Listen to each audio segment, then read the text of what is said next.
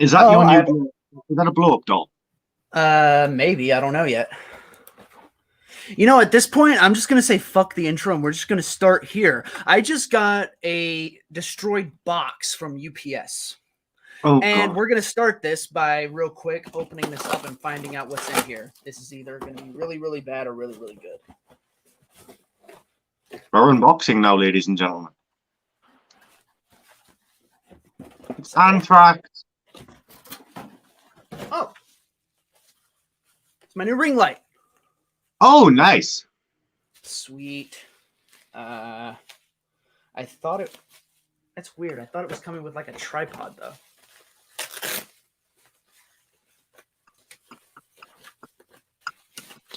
I'll have to fuck around with it. Okay, wait. Oh, this is... Oh, this is interesting.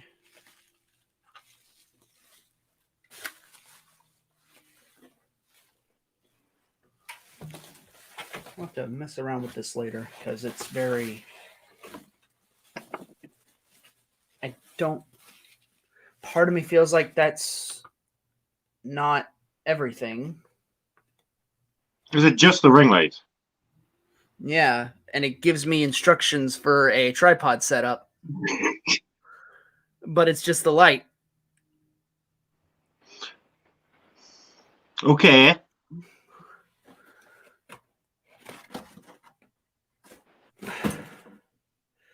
I might need to investigate in that further. I might have got screwed. I might have gotten a little screwed on this one. Maybe I'll see if I can salvage it. Maybe I can like stick it on my other tripods over here somewhere and salvage this mess. I don't know. But, most of them are universal. Yeah, so I'll play around with it later.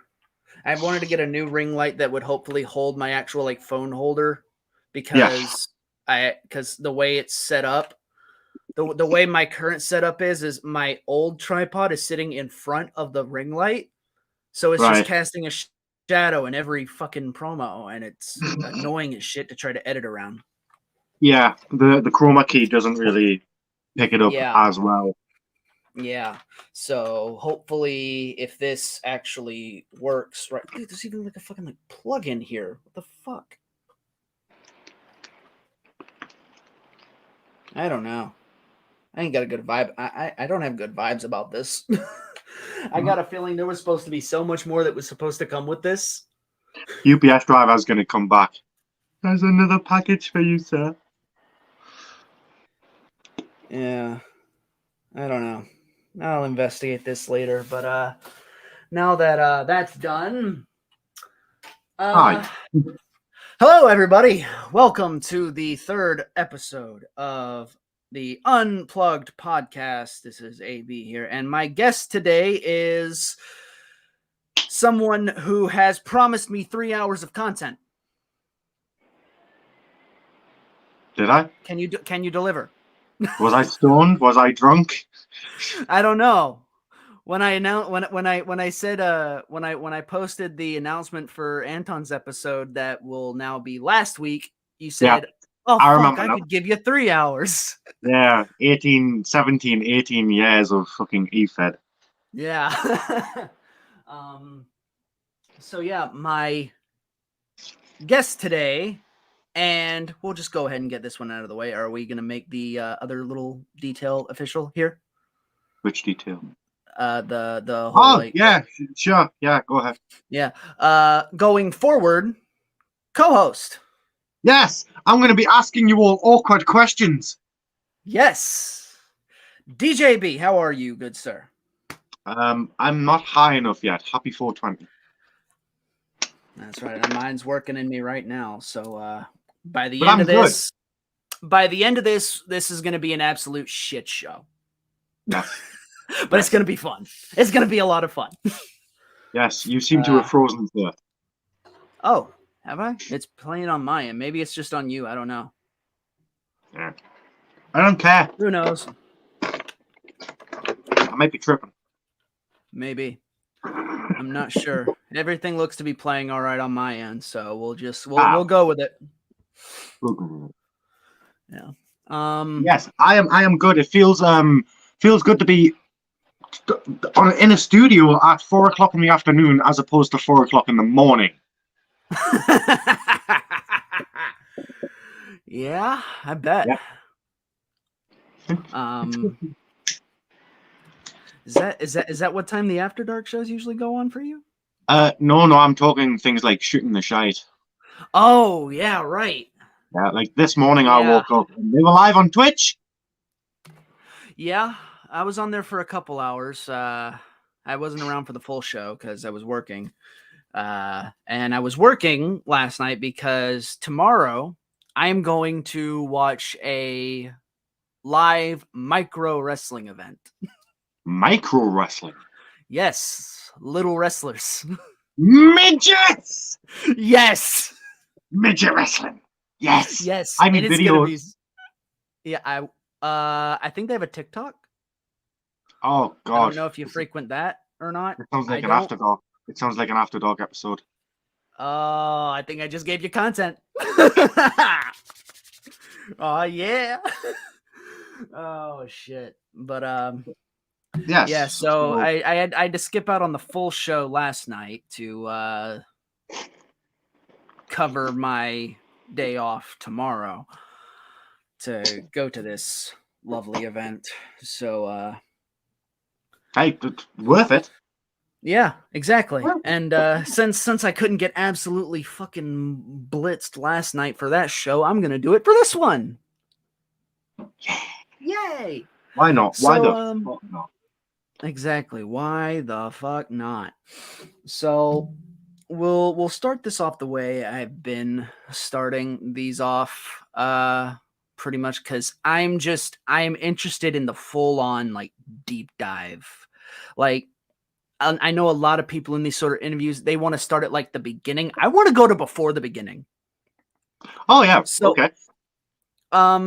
what kind of what was before the eFed world for you? What kind of shit were you into before that?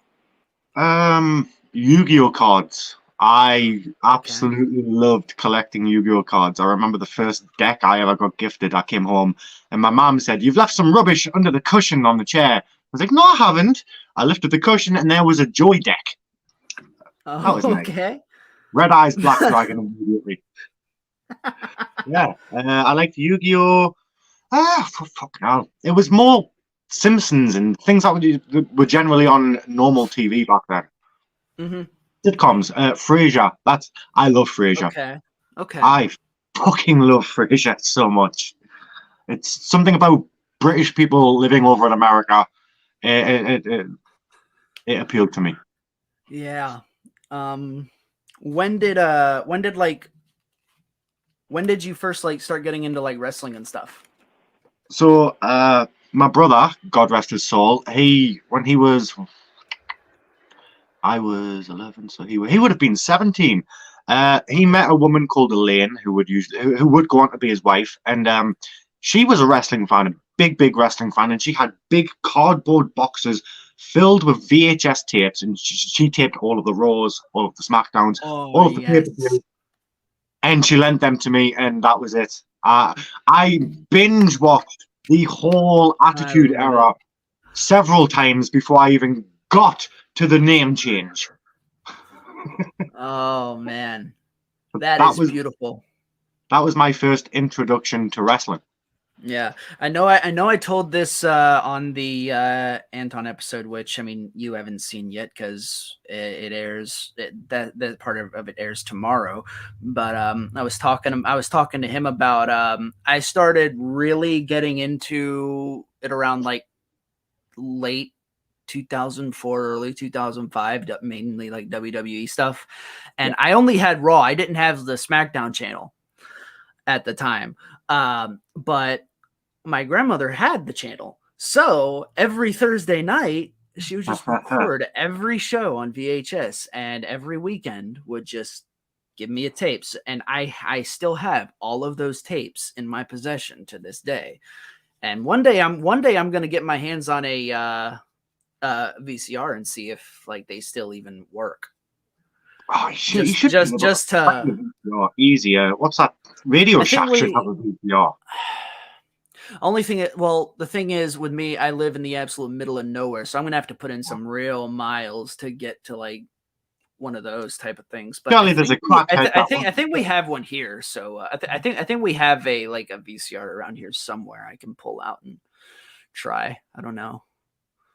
Someone around here has got one. I'm sure. I'm gonna have to look for my old tapes now. Yeah, just I like obviously everything's available on like the Yeah, network or Peacock or whatever, but nothing quite beats that nostalgic yeah. like on Old the tape. VHS, old Yeah. VHS. It's like the VHS filter on the game, but it's real. hmm Yeah, I know. One of my favorite ones to watch always was WrestleMania 21, and I watched it so much that the tape broke. I would just I watched it I think I watched it like every night for a period of Which one was time. 21? 21 was Hollywood, right? Yeah, had 21 was Hollywood. Yeah. it had the first Money in the Bank, Eddie Guerrero, Rey Mysterio, Shawn Michaels, Kurt Angle, Undertaker, Randy Orton, Triple H, Batista, John Cena, JBL. Crazy shit. Great fucking matches. So yeah, Oh that was a man, good one. So that's a thing I've been wondering. So over in America, or yeah, I think it's just America. You watch wrestling on Peacock. right, yeah. Why isn't it the WWE Network anymore? Because we still have WWE Network. See, from what I remember happening is I don't think the WWE Network lived up to what they wanted it to be. At least from at least on the US standard. I think they had a big vision for what it could be, and it never even came close to reaching that. So I guess who is it that owns Peacock? Isn't it like NBC or something? I want to say. It sounds about right. Yeah. They basically, Yeah, I guess, made a deal with them NBC. to move the WWE Network basically over to Peacock. So they got a shit ton of money to just move everything there on the US side, and I guess there's not like a overseas alternative. Yeah. So the rest of the world got to keep the WWE Network, and we lost it. And I was so mad about that because I really liked the network layout. Is it the same price? I don't know because I'm borrowing an account. Ah. I had done like I remember whenever it first transferred from the network to Peacock, I used a Peacock trial and I hated it. And I'm like, there is no way I'm paying for this. So I didn't, and I just stopped watching again for a while. And then I guess somewhere between when I tried it and I want to say a year or two ago, it got to the point where I guess everything improved. They got all the kinks worked out, and it's a little better. It's not as good as the network was, though. I do miss the network. It was just because you could on Peacock you can't like go in and like choose a specific place to start. It's got it kind of broken up into like chapters and stuff on the network. Yeah. I think it's not like that on Peacock. So I cannot stand that. So yeah, I miss the network. I really do. So let's see. What talking about like getting into the wrestling world and stuff. What were some of your earliest like memories of watching? The British Bulldog. Was it the British Bulldog? Yes, it was. Throwing a trash can at Stephanie McMahon and giving her amnesia. Yep.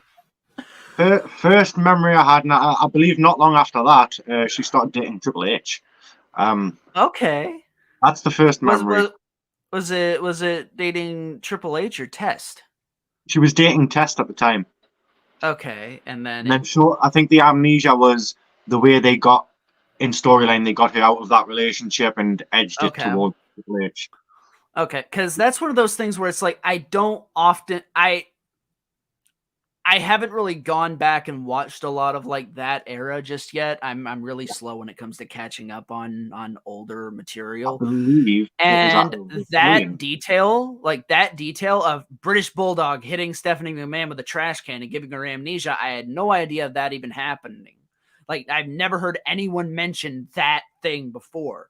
So it's like one of my very first memories is something that I have never found evidence of it actually happening. But it's something that I remember so vividly. An episode of Raw, and it's just this like fragment. It comes out in like just like little like fragments of Triple H up on the screen. Like his face is just right up in the camera like this. And he goes like he's doing a promo or something, something, and then brings up like introduces fucking Rhino or something, and then Rhino comes out and starts like beating people up. I swear, I feel like I imagined it because I have not found any single piece of evidence that this exists. I don't remember what year it was. I don't remember. I don't remember what year it was. I just remember this specific moment. And then beside that, I also remember like certain little fragments of seeing people like Tajiri or Hurricane or Stevie Richards. But like my first like big memory was, I think it was like a couple weeks before the 2005 Rumble. Do you remember the Kane and Snitsky program? Oh, Kick the Baby. Yeah, Kick the Baby. They were brawling and they like did the big like stage dive. The big that was one of many moments that like roped me in. Was that era of Kane. Because I was terrified. I was terrified of Kane as a kid. I remember he scared the absolute shit out of me. I remember genuinely believing at one point they were brothers and that the parents were really murdered and stuff like that. Yeah, me too. Yeah, I'm like, oh my god. There's one. How did you feel when you first found out wrestling was scripted?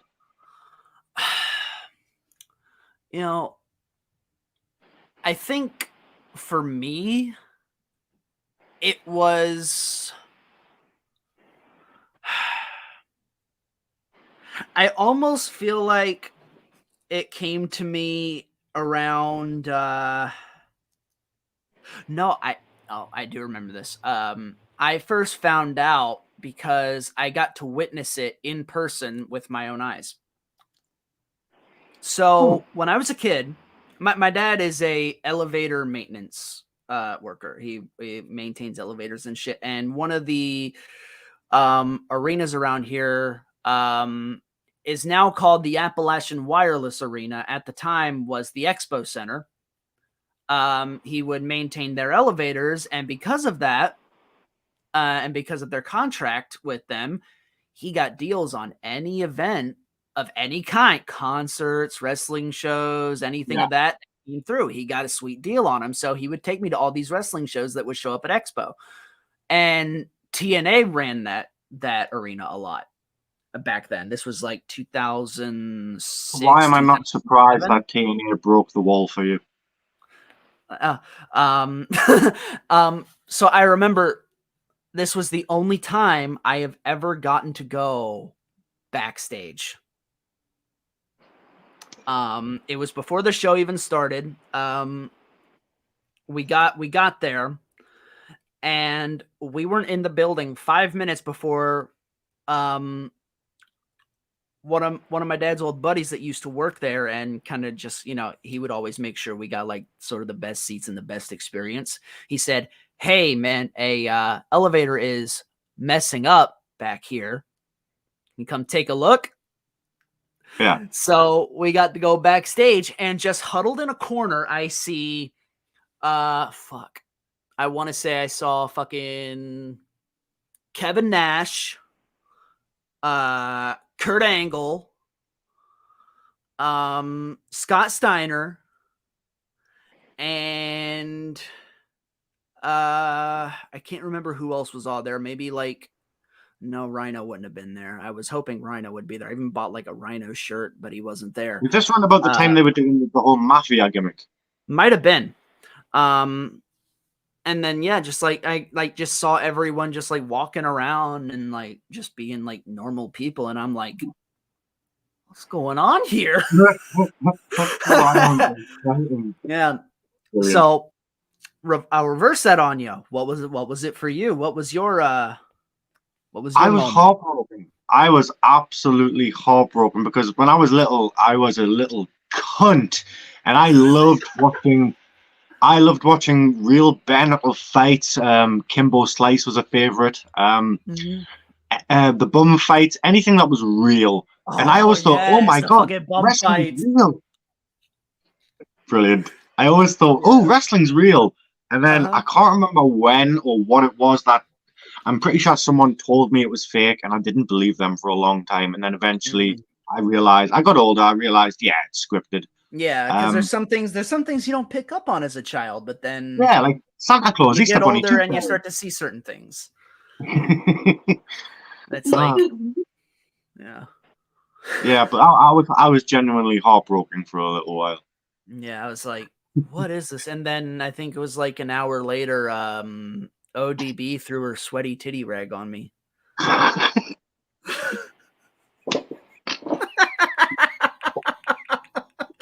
Great times. Ruby sweat. Yeah. I still remember actually my first live show. It was a Raw house show in Huntington, West Virginia. And I remember Chris Benoit almost killed himself in a match with Snitsky. Well, first time he did one of those I think he did a dive similar to this on a SmackDown show where like he dived out, but then like went too far and then just fucking crashed and burned like a goddamn missile into one of the rails. And no, it was a tables match. And like he went head first through the damn table. Oh. Yeah, it was brutal. Then this was during the Edge and Kane and Lita stuff. Also, I met them. I met Edge and Lita. Oh yeah, Lita kissed me. Oh, you lucky motherfucker! Oh, I'm jealous. I am infinitely jealous. I've met Edge, Lita, I have a picture somewhere. I'll have to go back and find it. But I was a mega fan, still am, to an extent, of Shane Helms.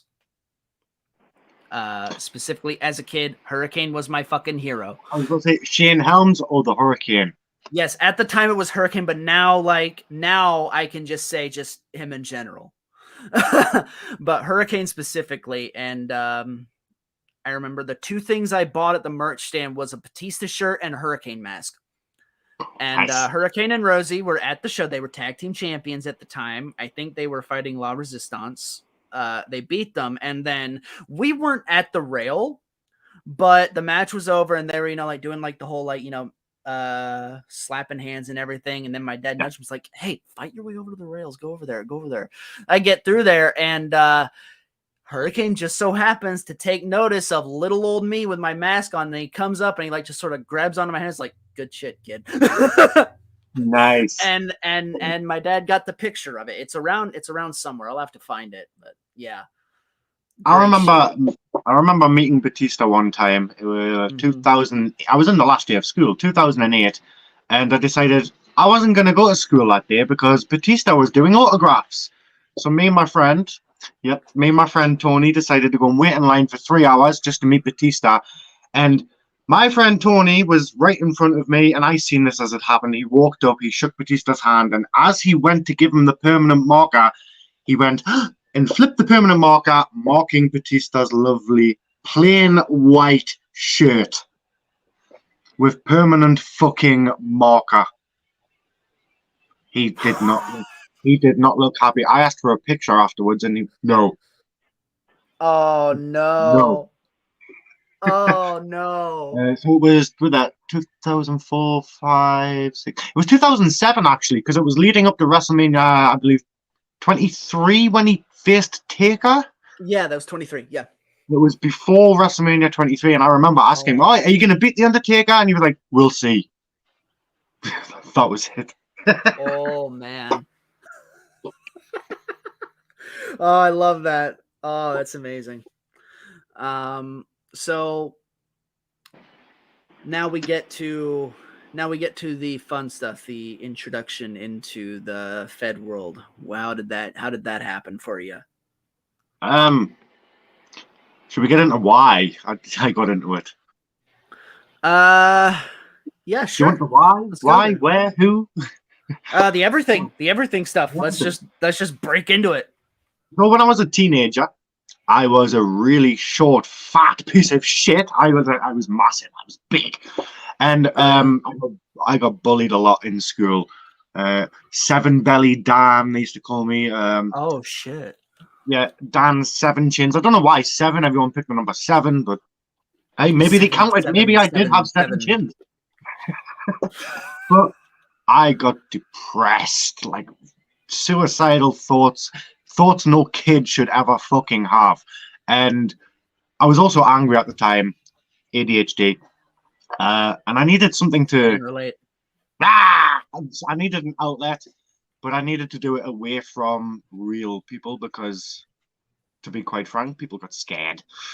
And I found Habbo Hotel. And if you don't know what Habbo Hotel is, guys, it's basically a children's social media networking site where you can create rooms. And I found wrestling rooms on there, and people would pretend to be wrestlers. And they just type out every move they want to do. They type out storylines. And that's where it started. I've got the exact date here. The 16th of June, 16th of July, 2006 was my first day. Yeah. Nice. And Nice. I was that silly that in 2006 I named the account Dan Baldwin 2008.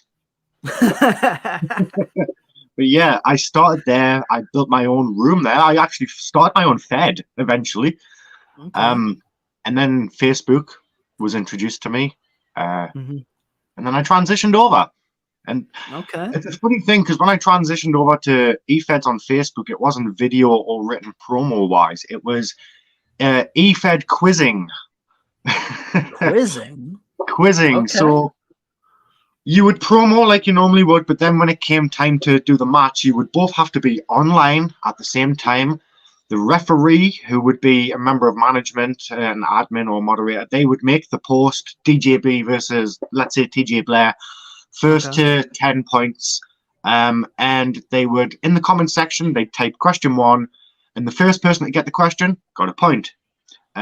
Next person, next question. And the first person at 10 points wins. And then you typed the ending of the match, how the match would end, the finish. And that was my first Facebook introduction. So that's how I know silly knowledge like British Bulldog hitting a garbage can over Stephanie's head. That's fascinating. We had talked earlier about like all like the different like variants of eFed out there. Never once did a quiz game ever pop into my mind that could be a way for it to take shape. That's interesting. I remember. It's funny because the Fed I was in, PWL, this quizzing Fed, was ran by a guy who is currently an NXT superstar. Is that right? So do you know he's called Edris Onofre? He's the one who got the tattoo on his chest. Yeah, all right. He ran the group. He was the owner, and he was my first eFed boss. Wow. Yeah. He used to go by the name Dwight House, but there would be like an apostrophe between the D and the white, so it would sound like the White House. Oh, I love that. I love that. Oh, that's good. Quizzing. That's where it started. I remember technically my first Facebook Fed. I want to say it was called GWA. Oh. And how it went was I wasn't technically like part of the I had a friend who was trying to convince me to come in to like be a manager. Because All right. I had already been doing like 2K stuff, mostly active on the Twitter side of things, and they were really trying to convince me to start doing stuff in like these Facebook feds with like the video promos and stuff. And I'm like, I don't really know how I feel about that. I don't know. Like being on camera, I was, kind of a thing. Like I was not very confident in my physical performance. So I'm like, I don't really know how I feel about that. So I created this character in 2K and recorded like one of the promo cutscenes and would just like dub over it with my voice. That's how I do it. And I remember how the shows would go. It was basically almost it was like you would both people in the match would write out what move they wanted to do, and then they would pick a number between 1 and 10, and then a dice would be rolled. Whichever number it landed on that was closest to the number, whichever was closest to the number you picked, determined whether or not your move hit. And it went, I guess, sort of like a pseudo life bar sort of thing, where it's like once like enough things. Do what? D&D fed. Yeah, that's basically kind of what it was. Yeah. Brilliant. And I was just like, at the time, I didn't like, oh, this shit's too complicated for me, dog. I don't want anything to do with this. I couldn't comprehend it. Yeah, I couldn't do that. Yeah, I'm like, this shit's too much to try to keep up with, man. No thanks. Yeah, and it was basically just like you had to call when you were going for a pin, and you had to keep up with, because I think it would like they would say the moves, go through like the whole like roll the dice and all that, and then they would state what the, I guess, damage level was of each person. You had to keep up with that and keep up where you could go for a pin at. If you weren't keeping up, you could end up screwing yourself over. Like it was a lot to pay attention to. Kind of in Habbo Hotel, when you went for a pin, you had to type pin, then separately 1, then separately 2. But if your opponent typed the word kick out before you got to 3, they'd kick out. Mm-hmm. Yeah.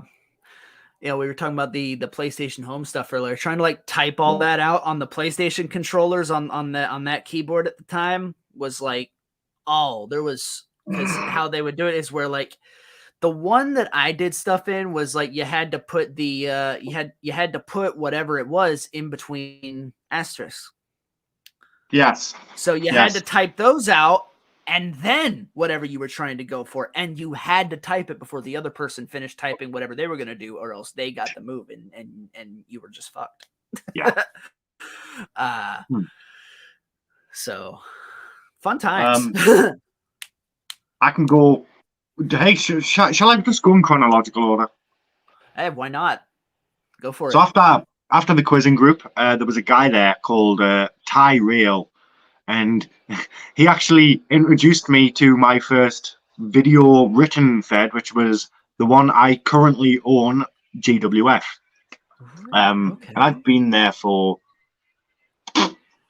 however long it is now, 15 years or something like that.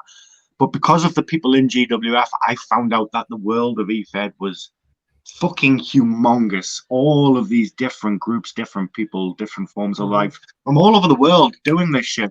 I honestly thought it was like a select group of people, maybe 40 or 50 people in the world doing this.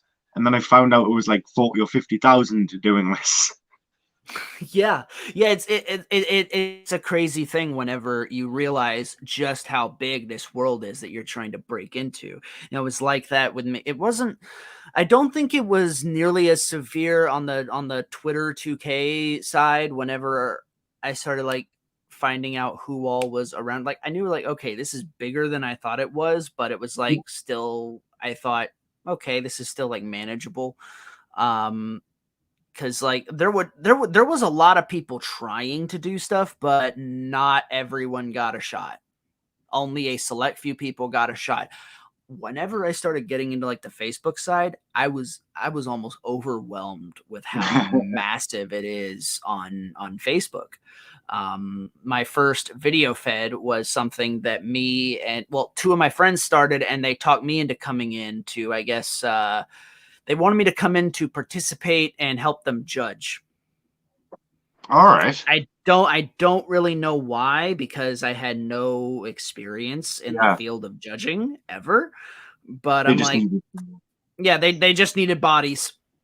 Yeah. We were rookies. We were rookies with no idea what we were doing, and got in there, started like recruiting people, and then I don't remember what this other fed was called, but it was this other video fed.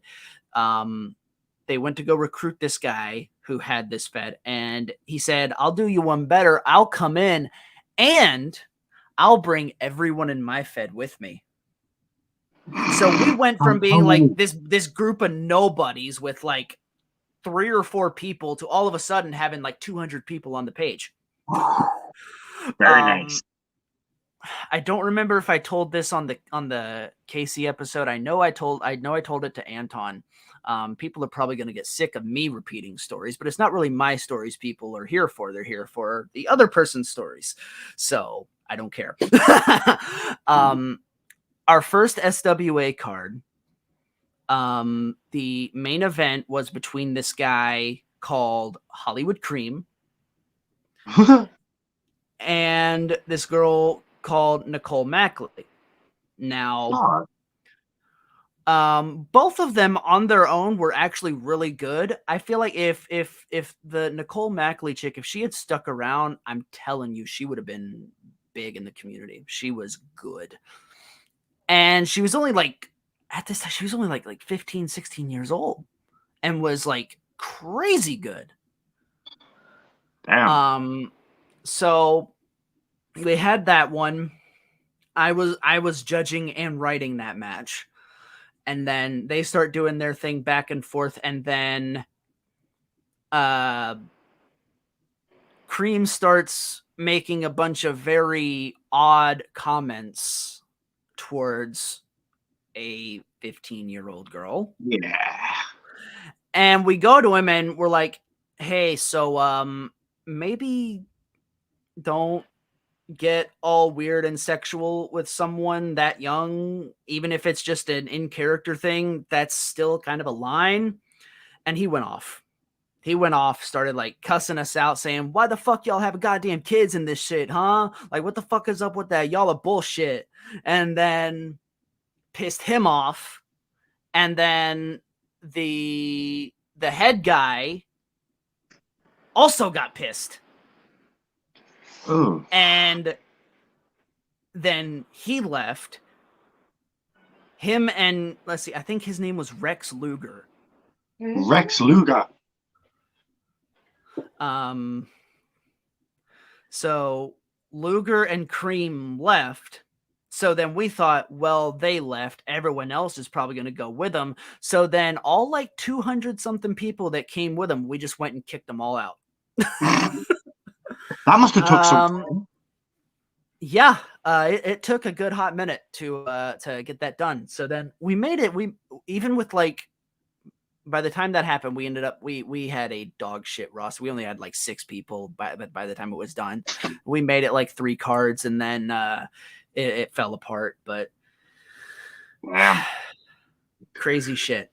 But yeah, that was like the first notice of like, holy shit, this is big. And then when I had taken a break from video for like, that was like early 2018. Then I started getting back into it in like May that year. And that's when I got recruited to IW. And then it just got, and then that's when I know, but that's when it got even bigger. Because in 2018, there was so many people in IW, 3 different pages, all with full active rosters. Alpha, like, Omega, and what was the other one? Riot. Delta. No, Delta. Oh, Delta. And then I think, yeah, Riot's was let's see. I know Riots had come on at some point after Delta, but it was also before it for a time. Like I think I remember they had done it in like the early days, stopped it, and then brought it back a few years later. But I get in there and there's just so much going on. I'm like, how big is this shit? So many people. Yeah, it was just fucking crazy. But IW is one of those places I've eventually found my way to. Now, I just want to clarify for everybody, I do not hate IW. I don't like David Jones. That's it. Fair enough. And if anybody wants to know why, I'm not going to reveal it on stream. Ask me in Messenger, and I'll gladly tell you why. Fair enough. But yeah, I've been all over. I think I do remember what it was, though. I believe I remember it, because I was there at the time that all that shit started going down. It's history. Yeah, it is very much so. So I'm trying to think what came after, because GWF, I'm still there, but that's where it started. There's, like I said, there's not many feds. Thinking of which ones came in order, I mean, I could name a lot of feds, like feds you'll have never heard of. MWF, I don't know if you're in there, actually. You might be in there. MWF, Ham Wrestling Federation. I don't think I'm in there, no. No? I mean, there will be other ones you will have heard of, like FTW, Full Tilt Wrestling. I know it's I've heard of that been one around for a long time, but I've never done anything there, but I've heard of it. It's okay. I'm trying to think. So many. Eventually, it all just becomes lots of numbers and letters floating around in my head. I think there was one that a friend of mine was in, called. There was one called NCW. I think it was Neo Championship Wrestling. Neo Championship. There was another one, BCW, Bionic Championship Wrestling. Fuck's sake! Look, so many. Yeah, there's a lot of fucking feds out there. You can see which ones are the big ones and which ones are the small ones. Yeah. It's evident. You've got the small feds like Filipino Championship Wrestling. And then you put that on terms of alongside IW, and one is clearly superior than the other. Yeah. But that shouldn't put people off going to these smaller feds, because if you think about it, these smaller feds, they want people to stay there. They're going to dedicate more time to you and your character, especially if you are a good worker. They're going to want that because it draws people in. Yeah, and like even a fed as big as an IW or an XWE or something, they started small too. Yeah, you got to start somewhere. Yeah, it's like, who knows? This insert dummy fed here that's like, you know, a bumfuck Championship Wrestling has like 20 people and only 10 of them are active, and 90% of people are going to look at it and say, this place is fucking trash. Yeah. But then who knows? In like a year or two from now, it could boom. You just never know. This shit's unpredictable. Yeah, I mean, last year, a year ago, I didn't know who the likes of Elite Markets Fantasy Wrestling, Foundation. I only just recently found out about it through Heart and Soul Promotions. That was also I only found out about like those two and like through Lee recently. Yeah, same here. Then they've been around a while, but they keep themselves, I don't want to say secluded, but they kept themselves kind of walled off to the rest of the community. I think it's only recently that they have started to expand. And a few notable people from there, like Hollywood Haywood and A-List Alverson, you see them in other places now. Yeah. I love A-List Alverson. So cool. Yeah, I've been seeing some of his stuff recently. He's got something interesting about him. He's definitely. I think he can go somewhere. Back in my early days as well, I wasn't in any judged or comp feds. It was all predetermined. It was all storyline. My first comp fed was actually it was OEW. Really? Okay. Yeah. My first judged comp fed was OEW, where someone actually sat down, looked at my videos, and judged them. Up until then, it was just right. This is what's going to happen. You're going to win this match. You're going to lose this match, and then in 2 months' time, you're going to be champion. Okay, cool. Epic. Yeah. Yeah.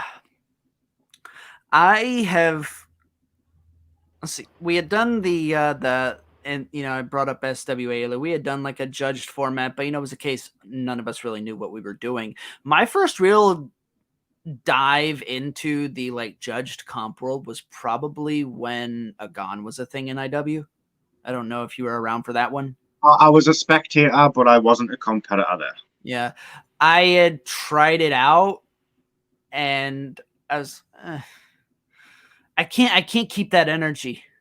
Yeah. I'm at the point where I'm like, I could maybe do 1 or 2 months apart. I like, I see what fucking, Lee has to go through with these fucking EWN championship promos that he's putting out. And I'm like, bro, I could not. Because I listened to him sort of describe his mindset of saying, like, every one of these promos, he feels the need to up the ante and surpass himself. Because you're not just, you're not just judging based on, like, in his perspective, like, he's not just expecting it to be judged based on just that work alone. It's being compared to everything that came before it. And I feel like, oh, fuck, that's exactly what I would think in that moment. I think I would always feel the need to just go up and up. Every match for Lee is like a handicap match because he's not only competing with someone in the ring or someone promoing, he's competing with himself, trying to outdo him. Yeah. And I do get that. I do, especially in judged competition. You want to put out something better than the last. Otherwise, people might start thinking, he's slipping. Now's my chance to strike. Mm-hmm. Yeah, and I think one of the biggest reasons I stayed away for comp for so long was because I got to see a lot of the, I guess, bad side of it for a period. A lot of people who would not take losing very well and would just raise 10 layers of hell over it. And I'm like, oh God, I could not handle these fucking egos. And then, you got the ones who would either win a lot more than they lost or just never lost. And they'd never shut the fuck up about how they're the greatest thing in the world and you should be lucky to even be able to talk to them. Yeah. I mean, I'm like, you've got to have an ego to be an E-Fed, but you get when you get people who are so inflated, when their ego is that inflated, it doesn't make the group or the company they're in look like a friendly place to be because you don't want to hear that every day. Yeah. I'm honestly trying to think of more stories. There's 17, 18 years of stories here, and like I've stripped on promos before. I've said very bad words on promos before. Like shouldn't. Grant wasn't the first. Ooh. Okay. It's been said for a while. That's a good thing as well. Not a good thing. A good point to bring up. I think certain people can get away with it, and it's not to say they can get away with saying it. I mean, so when Grant, that whole thing came out about him, not as many people were angry at Grant than they would be if someone like Radio Demon or Shane Garrison or some jobber said the word. Yeah. If they'd said it, they'd be pouncing on him, constantly getting him blacklisted. I do believe it is all down to popularity, how people take it. Oh yeah, definitely. I think if you're someone who's built up a lot of goodwill and credit over the years, and someone who has like been like kind of on a somewhat more consistent level, like he's been, then you can probably get away with a lot more. Yeah, yeah. You're given more leeway because I guess you've got more trust built up. If you're someone who's just like unknown, Just then there. then you don't stand a chance. You better be on your best fucking behavior. And again, That's a big reason why I just didn't talk to anybody for I'd say in like the last 6 months is when I really actually started branching out and trying to, connect with people, because I refused to really have anything to do with anyone. So the first person to really latch themselves to me whenever I made the full jump to video was Jack Arson. Yeah.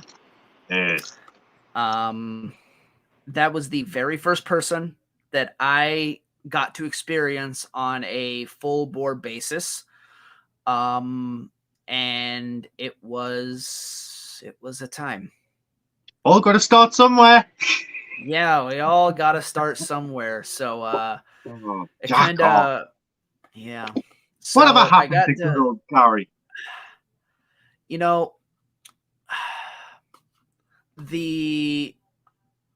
The last time I ever heard from him was about, I want to say 2 years ago. He had, I think he had like relapsed again or something and went away. But he had tried to call me up one time from the place he was staying at, and someone else was in the room, and then they just started bitching him out for being loud. And then he got off the phone and I never heard from him again. Damn. Yeah. That's been about 2 years ago. And I wouldn't mind it to go for a couple hundred more.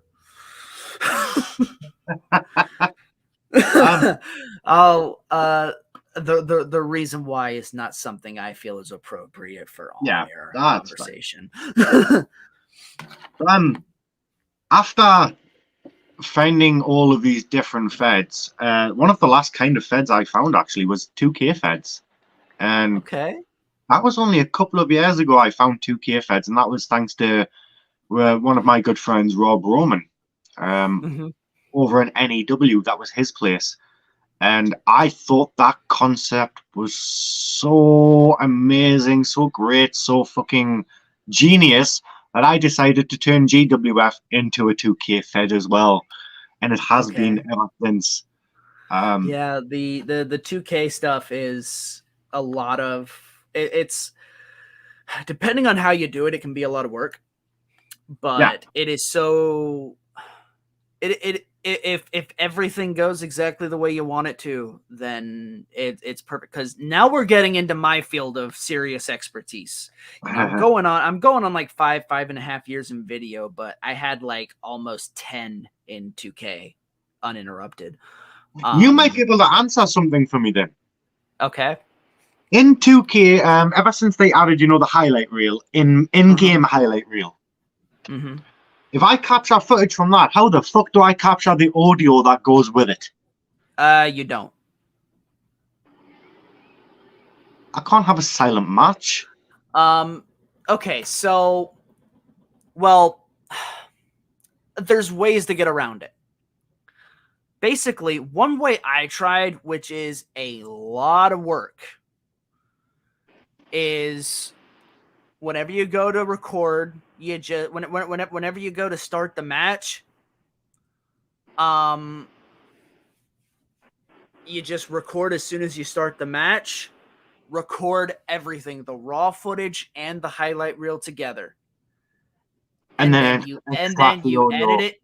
Then you edit it twice. You edit the raw match, you edit the highlight reels, then you put it all together. Yeah. That was a pain in the ass. Another way, which I would argue is even more of a pain in the ass, your own custom sound effects. Oh, fuck. The way I would do it was admittedly the lazier way of it. Mostly what I would do is I would go in and I would I would put in like a crowd noise effect mixed with like a punch or kick sound effect, or when someone got slammed, I'd do the mat slam, edit in a ref count noise. There are people in the Twitter 2K side who will go so far as to record the sound of the footsteps on the map as they're walking. Every time they walking or running, sound effect of hitting the ropes, voice acting. There are people who will go out of their way to try to make a full-fledged production. Damn. And the one time I tried that, my last 2K Fed that I ran was called VTW, and I tried that. I tried that full-scale production, full highlight reel, full sound effects, everything. And I have never tried a 2K Fed again ever since. It burned me out that bad. I have never recovered from that because it was so much work. And because I even attempted it, I feel this pressure that that's what people are going to expect from me now, because I've shown that I can do this. I've shown that I can do this thing. So now if I don't, it's gonna reflect negatively on me. And so every time I have attempted to maybe get back into it, I'll get in and I'll go and like record some matches. And because it's not that way, I'm like, oh, this isn't gonna fly. This isn't good. This sucks. And then I just leave it behind. Maybe one day I'll break that, but today's not that day. But the 2K world is a crazy world with its own whole like the Twitter side specifically is just a whole other bag of worms. I would argue, like, we've seen a lot of bad shit on this side of the community. I've seen even more from Twitter. I need to see some of these. Even more stuff, even worse stuff. Like, I can think of a show that would love to cover Twitter feds. They just recently covered TikTok feds. Oh boy, I think yeah, it would be something. Maybe I'll track some of these old things down and send some of it to you. Yes, please. Because and actually, I could even find you some that has me performing commentary. Oh, yes, please. Because whenever I was mostly active in the 2K side, I wasn't really known for like a wrestler character. I was known as either the guy running a show or as a commentator. I was a commentary guy. So a lot of shows that were going on in like the I want to say specifically in the 2K18 era, you will more than likely hear my voice on. For like an hour to 2 hours plus. Nice. I'm gonna have to just screaming my head off into a microphone. But yeah, I'll have to track some of that old stuff down. What do you think about? No, okay. There's okay. In terms of like, if we're talking like stuff that would be good for After Dark coverage, I can think of one right now that I need to send you guys because there is so much shit I could say about it. It was called ESW Extreme Slam Wrestling. At one point, I'm not gonna lie, it rings a bell. It might be another company. It rings a bell because I'm not on Twitter. So. Yeah. The top babyface of the promotion was a doctor. The world champion was a cyborg. Their Money in the Bank winner was a furry. Oh God. Are we sure Phil didn't run this fed? No, unless he was like the shadow figure behind it. because I spoke to the owner of it from time to time. There's one of my buddies from back then who has occasionally jumped into the Facebook side of things, but never really for long. We used to do dual commentary together, and he would also occasionally dabble in like ring announcing audio. And I remember one time, this was in the Skype era when Skype was a thing.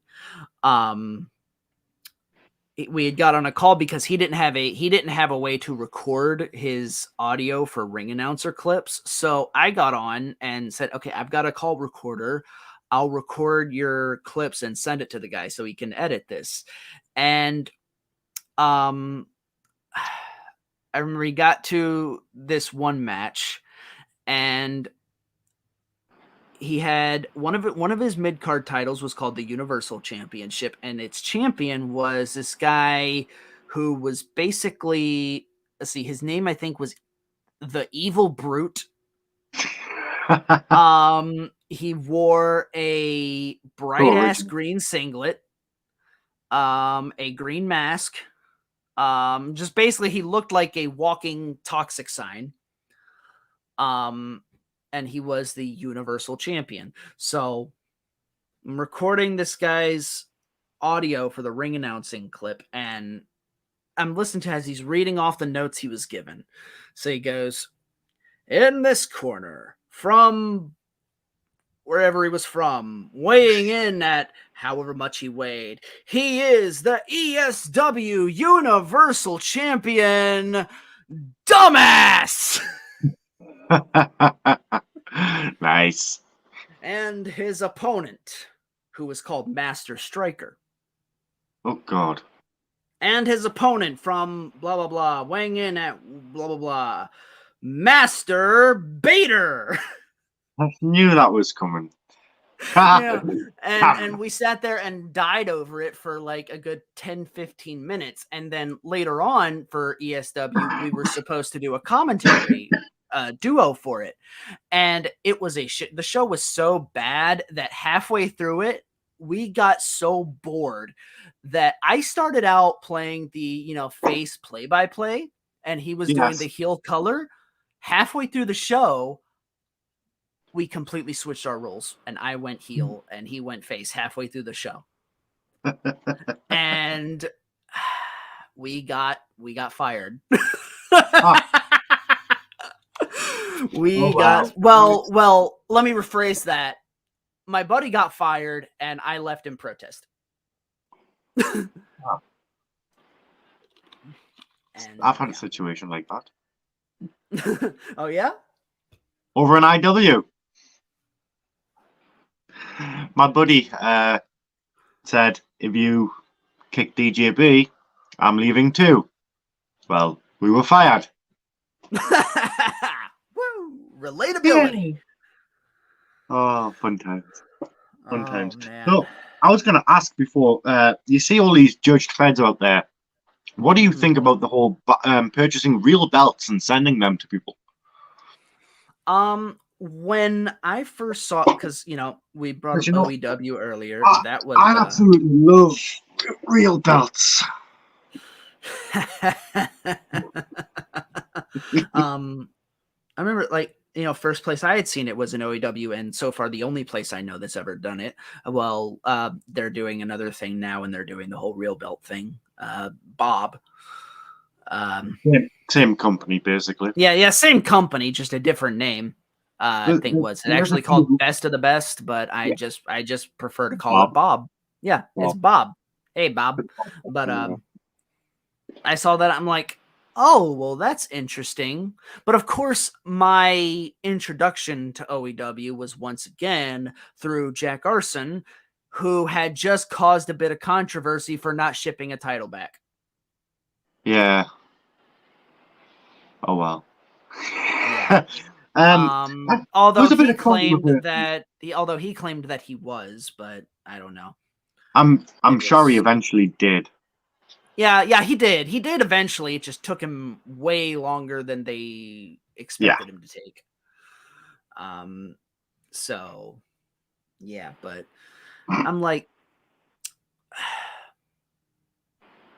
There's a few when you're places not I think. dealing when you're not dealing with, you know, people who, you know, will take advantage of the fact that they just got given a basically kind of a belt to hold on to for free, and then what is someone actually going to do if you don't give it back? Yeah. Because I mean, let's be real, you could, that wouldn't hold up if you tried to like pursue action. I think you Um, gave it to them. You gave it to them. it's funny you mentioned that because there was controversy once I got this. Oh yeah. So once I got this, OEW decided to close its doors.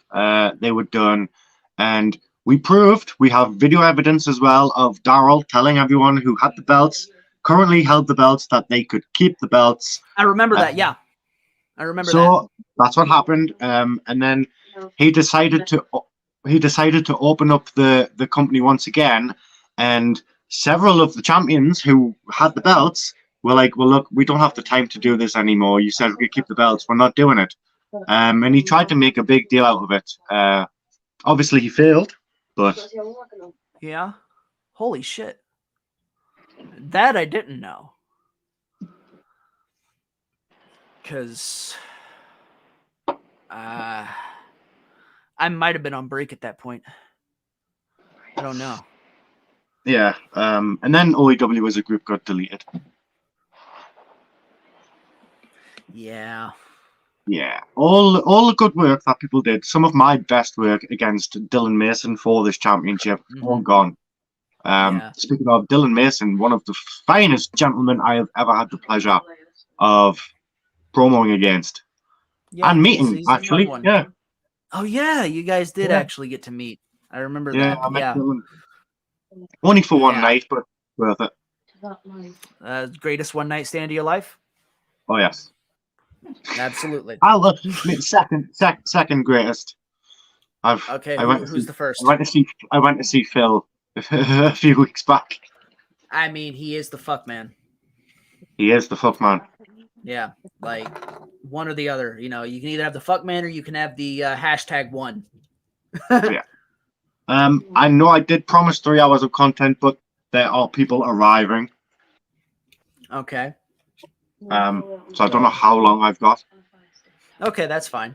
So we'll just Fire me kinda... some questions. I want to shit on All some right. people. Well, I don't really have anything of that variety. Of like the opportunity to, well, I don't know. I could probably come up with something off the top of my head. Let's see here. We'll do a little bit of rapid. Do you remember your first championship? The GWF World Heavyweight Championship. Okay, starting off big.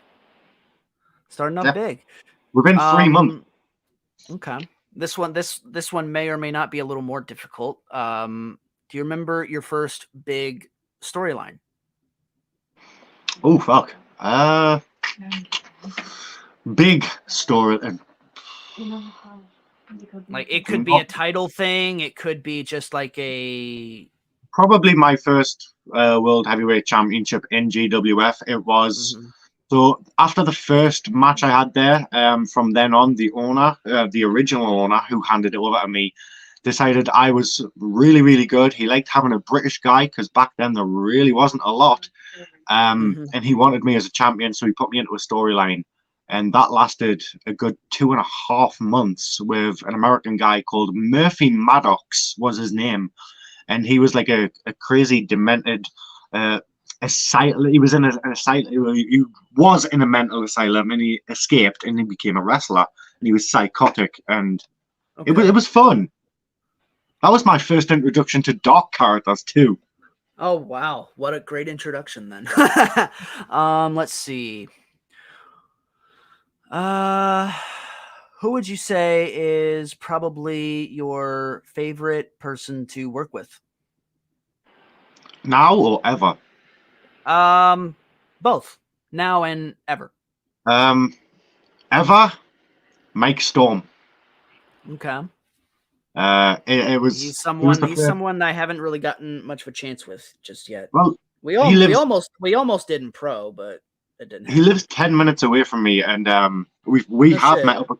We've met up a couple of times. We've done some cross promos, but we still need to meet up and do a live promo together.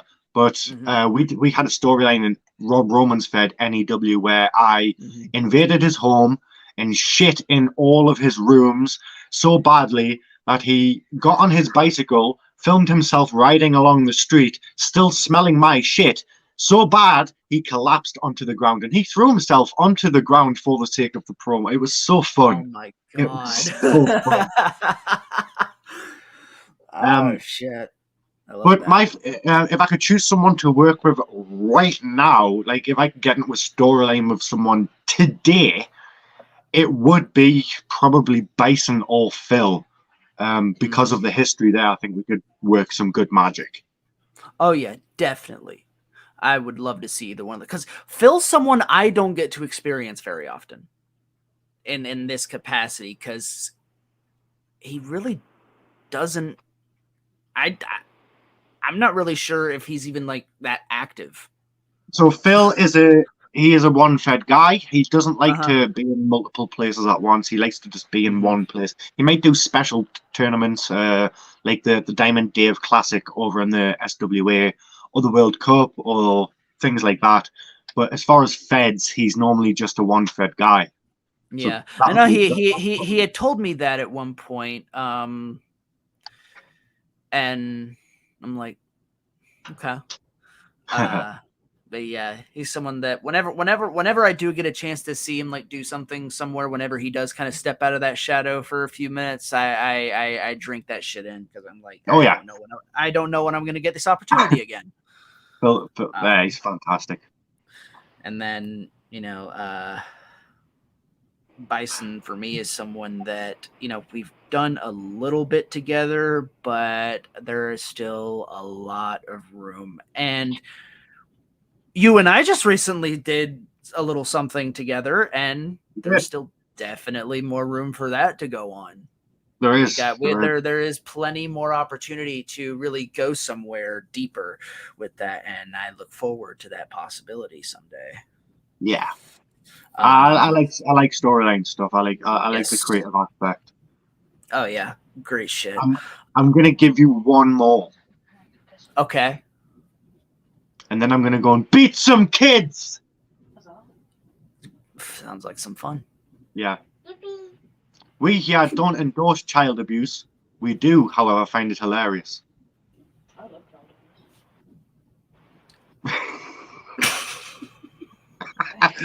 Happy 420. Last question. Make it a good Woo! one. Let's see here. Um, okay.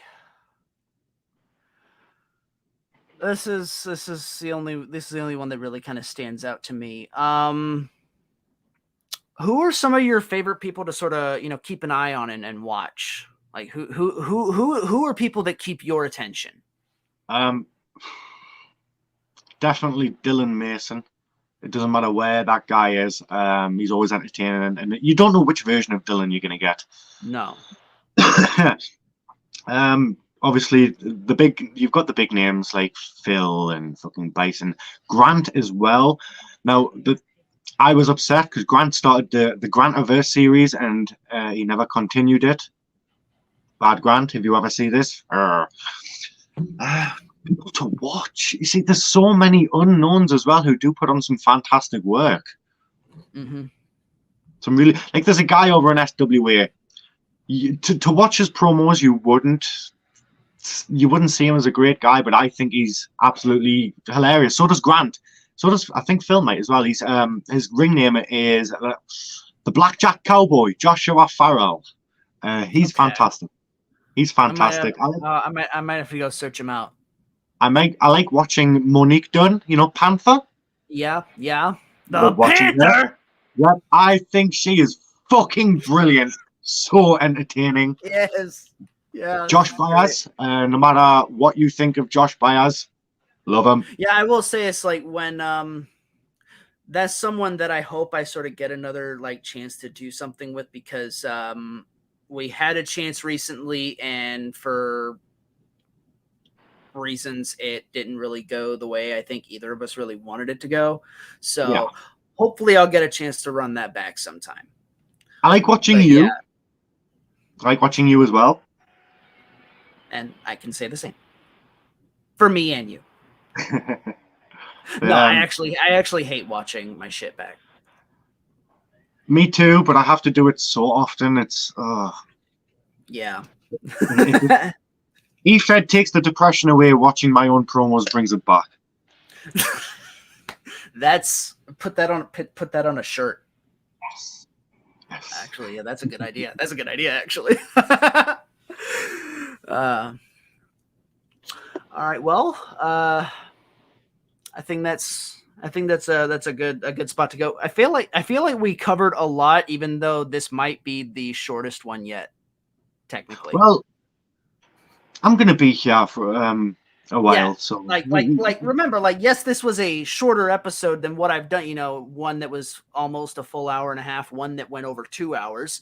Yeah, this one was shorter, but this beautiful bastard is gonna be around for a while. Plus, there's going to be times where the guests are going to say something, and I'm going to remember something from my past. I'm like, oh, I remember this time I did that. Yeah, like me here during literally every show I've done so far. I'll remember something and just need to interject. That's probably going to happen a lot. So we'll have a lot more time here. Can I give a quick shout out? Go for it. First shout out, all of the After Dark guys, every single one of you. Second shout out, all the Shooting the Shite guys, every single one of you. But the third and most important shout out, if any of you are over in the SWA, we're holding a Diamond Dave Classic tournament for Diamond Dave, rest in peace, may God rest his soul. And so there are, I believe, 32, maybe 36 actually, competitors. We've just posted the rankings and who people are going to face, the brackets, and that is set to begin, I believe, May 7th. And there's going to be names like, there's going to be me, Phil's in it, Grant's in it, other big names you'll have heard of, but we're the more important ones. If you get a chance, watch it. Okay. Yeah, that sounds like a good one. I'll definitely be keeping my eyes on that, and I encourage everyone else to do the same, because, you know, that's an important thing. Yeah. And that's it. Yeah. So I'm glad we got to do this one, and look forward to seeing you on the next show. Where I look forward to asking people. Now, where as far as I know, I'll just go ahead and announce it now. I'll announce the next episodes at the end of each episode going forward, starting right now. Episode 4 will feature the leader, creator, innovator of the ultraviolet movement, Casey Moran. Oh, yes. So look forward to seeing you there. Yes. I'm going to think of some questions for Casey. Okay, awesome. I knew it was a good idea to bring you on. I like Casey. Right. That's going to be fun. Good guy. Yeah, it is. But thanks for coming on, and look forward to working with you more in the future. Me too, man. All right, and thanks to everyone for watching this episode of Unplugged, and we'll see you next time. Later. Bye. If you're someone who has some history or some stories in the EFED community that you would like to talk about on a platform, well, I've got the place for you right here on the Unplugged podcast. Just hit me up and we will schedule a show just for you. As always, thank you for watching and listening, and I will talk to all of you later on.